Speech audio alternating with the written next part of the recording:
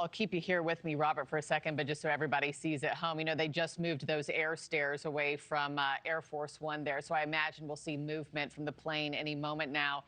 Robert, you and I have reiterated all week long, you have been on the ground since this war broke out 3.5 years ago. So you've talked to people almost on a daily basis. What's the Ukrainian sentiment this morning that Vladimir Putin is being given first mover advantage today in the United States without Zelensky in that room or at that table?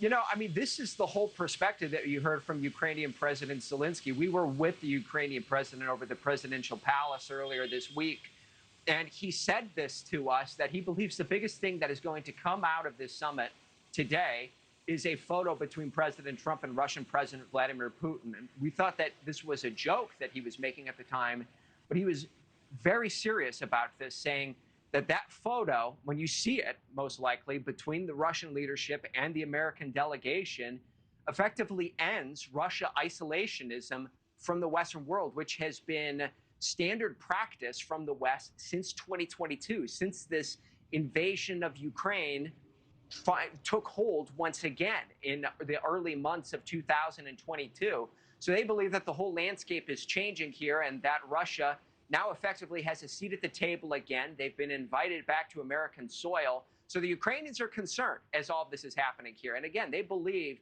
that Russia is going to attempt to deceive the United States. On the other hand, President Trump has said that he's coming into this meeting here open-minded, to see once and for all if the Russian delegation is serious and is earnest in making a peace deal or some kind of an arrangement here. It is truly one of those situations, Markie, in which only time will tell, and we'll all get a better idea of all of this in the coming hours here. Yeah. Markie? And there goes Air Force One.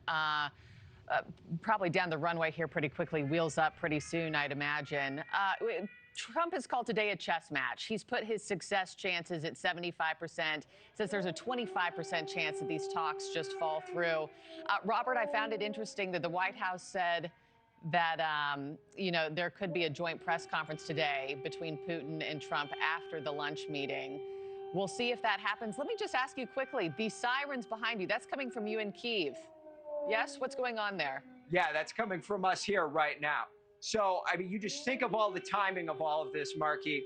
You're watching Air Force One about to depart Joint Base Andrews. The president is on a recon mission to determine if Russia is serious about wanting peace or not. And you hear what's going on behind us here. Air raid sirens going off in Kyiv right now.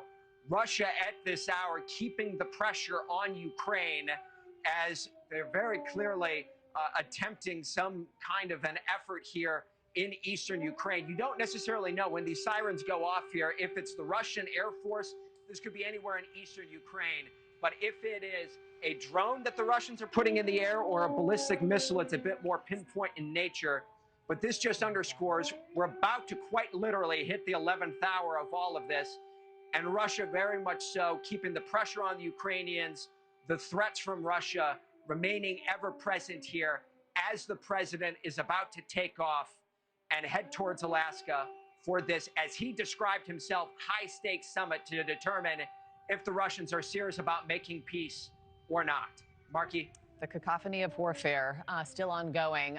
Robert, I'm going to let you go. Keep us posted and let us know your movements here in the next few minutes. Thank you for watching. Subscribe below and download our NewsNation app right now on your phone, and you will get fact-based, unbiased news for all Americans.